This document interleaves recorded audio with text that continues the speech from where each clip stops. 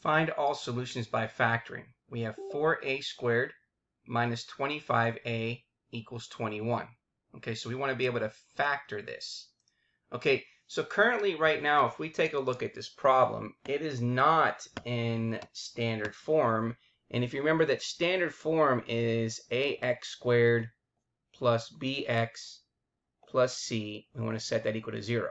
So I'm going to write this question out here. So we have 4a squared minus 25a, and then I'm going to leave a space, and then that's equal to 21. The reason why I'm leaving a space is because it's not in standard form.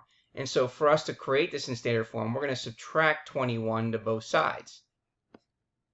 Okay, and so when we subtract it to both sides, we get the following trinomial in standard form. We have 4a squared minus 25a, and that's minus 21, and 21 minus 21 is going to give us 0.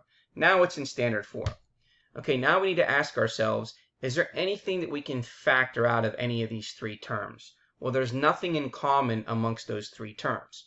So now what we need to do is we need to factor this by the AC method. So the value of a, which is 4, is the leading coefficient, and the value of c is negative 21.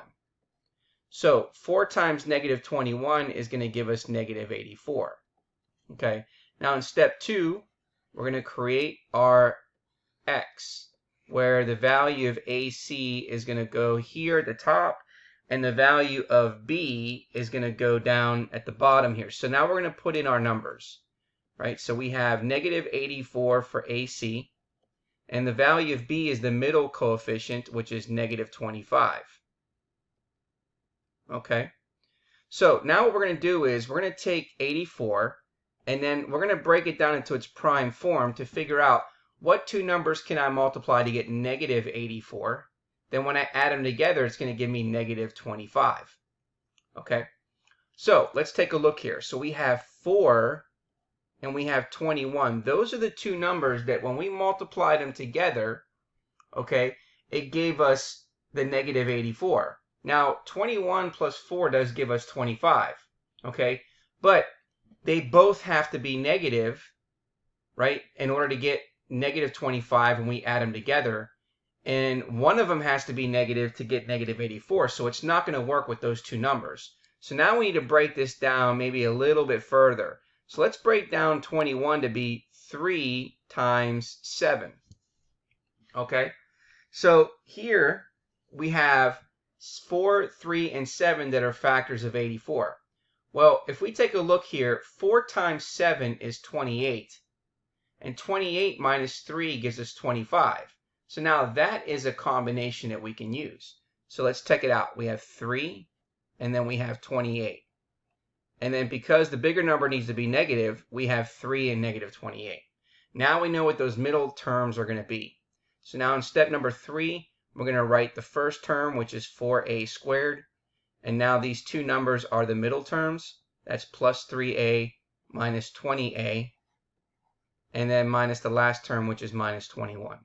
Now we're going to draw a line between the first two terms and the last two terms, and then we're going to factor out what they have in common. So if we take a look at the first two terms, the only thing they have in common is an a, and therefore when we factor that out, what we have left is 4a plus 3. Okay, which means we should get the same thing on this side, 4a plus 3. Now we need to ask ourselves, what do we need to multiply by 4a to get negative 28a? And what do we need to multiply by 3 to get negative 21? Well, that answer is negative 7. Now we can factor this. So we can factor out what they have in common, which is 4a plus 3. And then what's left over is a minus 7. So now in step number 3 over here, we're going to now write out our factored form. We have 4a plus 3 times a minus 7, and that's equal to 0. And now we're going to use the 0 factor property. So we have 4a plus 3 equals 0, or a minus 7 equals 0. On the left equation, we're going to subtract 3 to both sides.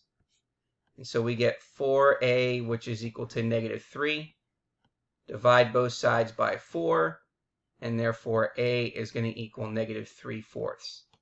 On this side, we're going to add 7 to both sides, and so therefore a is going to equal 7. So now when we write our two solutions, we have negative 3/4 and 7 as our two solutions. Let's go ahead and verify this. So we have negative 3/4 and 7. So over here, we're going to put the negative symbol, and then the fraction. Again, that's what, 3/4. And then we have 7. Let's check our answer. And there is our result.